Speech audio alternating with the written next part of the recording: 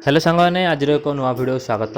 आशा करुँ समस्ते भले थे। सबू पिलांई खुशी खबर जे ओडिशा सरकार तरफ 45,000 पदवी निजुक्ति आसी निजुक्ति केउं पिला माने एलिजिबल क्वालिफिकेशन कौन रहा दरकार एज क्राइटेरिया कौन रहा दरकार तो सबू डिटेल्स मुझे आपको ये भिडियो कहबी शेष पर्यंत देखूँ आपण मैंने जानीपारे। ओडिशा सरकार तरफ शिशु बाटिका पदवी निजुक्ति 45,000 पदवी आसी। ए नोटिस टी आपने देखिपे school and mass education department तरफ नोटिस आसी लिखु लिखाई as per the mandate of the national education policy 2020 and in the interest of strengthening foundation learning and early childhood education the state government for the first time has open Shishu Vatika in all government primary school where children in the age group of year 5 to 6 are admitted for preschool education from the academic year 2025-26 onwards। तो 2025-26 जो पिला माने primary school में join होती jar as 5 ରୁ 6 वर्ष होती तो से माने शिशु बाटिका भितर जी से केयरिंग करने जड़े जड़े शिशु बाटिकार निजुक्ति हे। देखो शिशु सेविका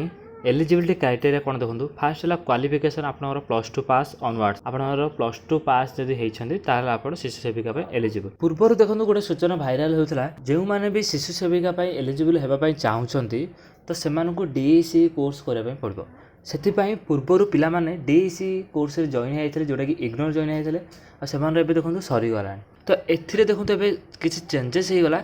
शिशु सेविका क्वालिफिकेशन हो +2 पास ऑनवर्ड्स अर्थात +2 पास मिनिमम जब रहा दरकार जदि आप अधिक भी अच्छे ताले आप एलिजिबल हो पारे। तो ये आप देखो जो डीईसी कोर्स करते तार तो सी आपंकर अଯଥା गला देखो सेमती किसी ना जेहेतु ये मेरिट बेसिस आप सिलेक्शन प्रोसेस हम जदि आप डीईसी कोर्स कर आपणकर सी गोटे एक्सट्रा पॉइंट आपको मिल जो थे कि आप शिशु सेविका एलिजिबल हो पारे। देखो आप जिते हायर एजुकेशन क्वालिफिकेशन अच्छी तो आपणकर सेते पॉइंट आपको मिल आपड़ एलिजिबल हो पारे। तेणु कौ मानकर भी अଯଥା जाइना डीईसी कोर्स पे जो भी कर यार एज क्राइटेरिया देखो 18 ରୁ 42 वर्ष। तापर देखो मेन इंपोर्टेंट जिनस जे आपण मैंने केउठारे पकईपारे जेहेतु 45,000 पोस्ट बाहरी तो आपण मैंने कहे मु ओडिशार सबू जगार पकईपारि कि ना। देखो एपाई केवल आपण निज अंचल अर्थात निज गाँव निज स्कूल रे ही आपण मैंने पकईपारे जेकोसी स्कूल आप चाहिए पकईपारे ना से आपको रेसिडेंट सर्टिफिकेट मांगे। एतिकी देखो आपंकर मिनिमम क्राइटेरिया रहा दरकार जदि आप क्राइटेरिया अच्छी आप एलिजिबल हो पारे। तापर देखो ये शिशु सेविका मानकर सालेरी देखो केतटा सालेरी हो देखो 3,000 टका पर मंथ। तापर जो निजुक्ति हे तो केउं भली प्रोसेस रहिबा माने निजुक्ति देखो प्रोसेस होची स्कूल मैनेजमेंट कमिटी जो एसएमसी कमिटी रोची स्कूल रे तो से द्वारा ही एमाने निजुक्ति हेबे। एथिरे देखो मेरिट बेसिस रे ही निजुक्ति हेबे। आपणकर जहाँ भी क्वालिफिकेशन अच्छी तो सब क्वालिफिकेशन मार्क काउंटिंग करी तार गोटे मेरिट बाहर कर मेरिट अनुसार जो पिला माने योग्य होते तो से पिला माने ही निजुक्ति हेबे।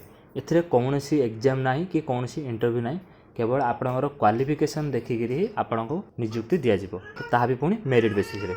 आशा करुँची भिडियोटी माध्यम आपको बहुत सूचना मिल सारी और ये वीडियो को जिते पार्छन सेते शेयर करूँ जहाँ समस्ते जानीपारे जे शिशु सेविकार एलिजिबिलिटी क्राइटेरिया कौन रही केते सैलरी रही कहीं बहुत गुड़े पिला वेट करते शिशु सेविका केते बाहर आ तार डॉक्यूमेंट केमिति कौन सब क्वालिफिकेशन रही क्राइटेरिया कौन रही सब से विषय जानापी ये वीडियोटा से बहुत हेल्पफुल हो पार।